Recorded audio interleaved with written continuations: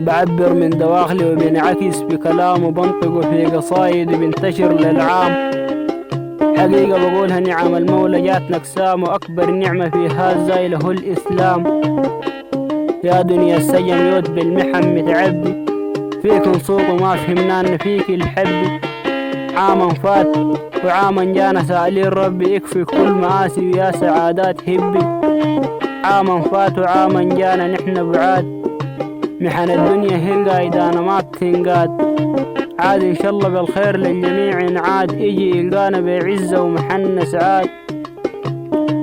بأمل في الكوارث والمصايب العمن، بأمل يا أخي في الأرواح 200 ينجمن. بأمل برضه في أحلام كتار ما تمن، بأمل في العبوس لوضعها المنطمن. بأمل في شتات أرواح فرقة وهم، بأمل بالكثير يا رب 200 تلمن. بأمل في محاور اللي ضعاف تحمن، بأمل في المآسي بالصعاب نتمن.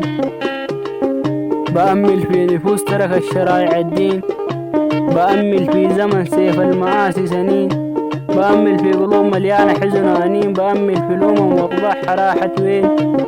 بأمل في فساد عم البلد لا أركانها، بأمل في صفات طيبة ولا زمانها. بأمل في جسوم بالتراب كيلانها، بأمل في جثث ما بتدري يوم شيلانها. بأمل في نفوس للمولى ما بتطيع، تابع هواها تارك السنة والتشريع. كفينا الواحد بخيرا كثير وسيع، ما نقرب الدنيا وهناك نضيع.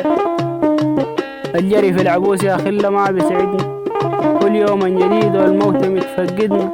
سألتك ربي بهذا العبوس تسعدنا، وتحيز مكاننا في الفردوس هناك توعدنا، وتحيز مكاننا في الفردوس هناك.